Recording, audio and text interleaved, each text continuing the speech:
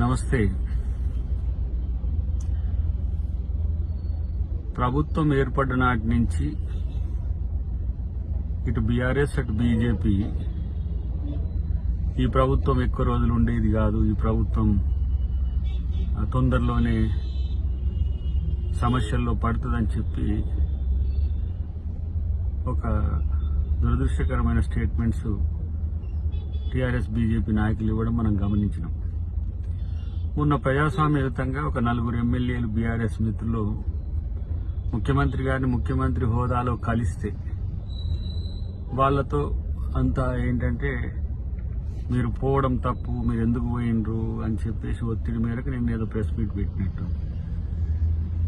Congress party BRS మాదిరిగానో లేకపోతే ఇతర పార్టీల మాదిరిగానో ఇష్టానుసారంగా ప్రజాస్వామ్య వ్యతిరేక చర్యలు చేయదు.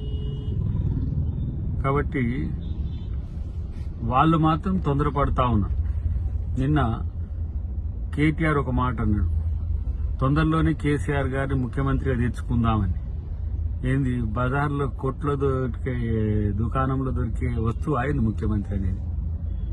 ప్రజలు ఎన్నుకుంటే ప్రజాస్వామ్యంలో ప్రజల ఆశీర్వాదంతో వచ్చే పదవి అది.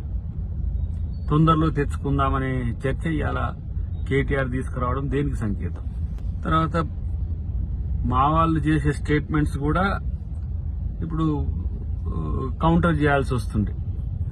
మా నాయకులు చేసే స్టేట్మెంట్స్ కూడా ఇప్పుడు గేట్లు తెరిస్తే 30 మంది ఎమ్మెల్యేలు వస్తారనేది మా తుమ్మల గారు చేసిండు అనుకోండి. మీరు చేస్తుండ్రు కాబట్టి ప్రతిగా చేయాల్సి వస్తుంది. ఆ మేరకు సమాచారం ఉండి ఉండవచ్చు.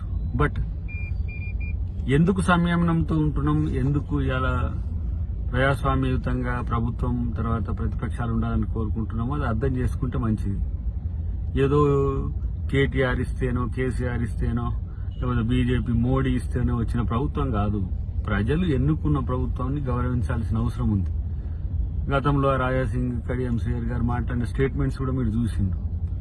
ఒకవేళ మీరు విపక్షంలో ఉండి ఇలాంటి పిచ్చి ప్రేలాపనలు చేస్తే అధికారంలో ఉన్న పార్టీ ఆ మాత్రం సోయితో ఉండదా?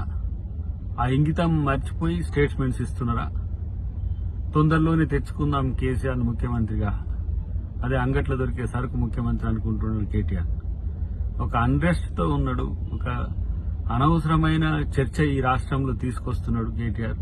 ఆయన టీం చేస్తున్న ఆగడాలు కాంగ్రెస్ పార్టీ ప్రభుత్వం చాలా నిశితంగా గమనిస్తున్నది. కాబట్టి కామెంట్స్ చేస్తే దాని ముందు వెనుక ఆలోచించి చేస్తే మంచిది. ప్రతిగా ఉంటాయి. అవినీతి అక్రమాలు బయట పెడతామంటేనేమో ప్రభుత్వం కక్ష సాధింపు అంటారు. ఒకవైపు కాళేశ్వరం కుంగిపోవడము లేకపోతే ఇతర అంశాల్లో ఇలా బయటపడుతున్న అక్రమాల గురించి చర్చ చేస్తేనేమో అవి ప్రభుత్వం కక్ష సాధింపులు అంటారు. చేసే తప్పుడు పని చేస్తారు, నిర్ణయాలు తీసుకోవద్దు. మళ్ళీ 50 రోజులు దాటకముందే ప్రభుత్వం మళ్ళీ మేము తెచ్చుకుంటామనే ప్రగల్భాలు పలుకుతున్నారు. అదే కనుక చేస్తే మరి తుమ్మల గారు చేసిన స్టేట్మెంట్ కరెక్ట్ కాకుండా అయిపోద్దా? ఆ స్థాయి దమ్ము, ఆ స్థాయి శక్తి ముఖ్యమంత్రి గారికి లేదా, కాంగ్రెస్ ప్రభుత్వానికి లేదా? ఇది కేవలం రచ్చను క్రియేట్ చేసి వాళ్ళ మీద జరుగుతున్న ప్రచారము, వాళ్ళని పట్టించుకొని తీరును పక్కన పెట్టాలని ఎత్తుగడే కనబడుతున్నది దీంట్లో. కాబట్టి ఏది ఏమైనా ప్రభుత్వం చేసే పని ప్రభుత్వం చేస్తూనే ఉంటుంది.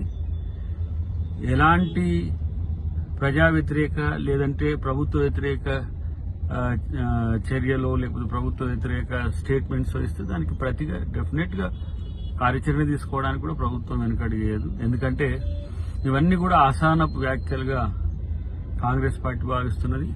ఇక దాని మీద ఎలాంటి భవిష్యత్తులో ఎలాంటి పరిణామాలు ఉంటాయనే విషయంలో వేచి చూద్దాం.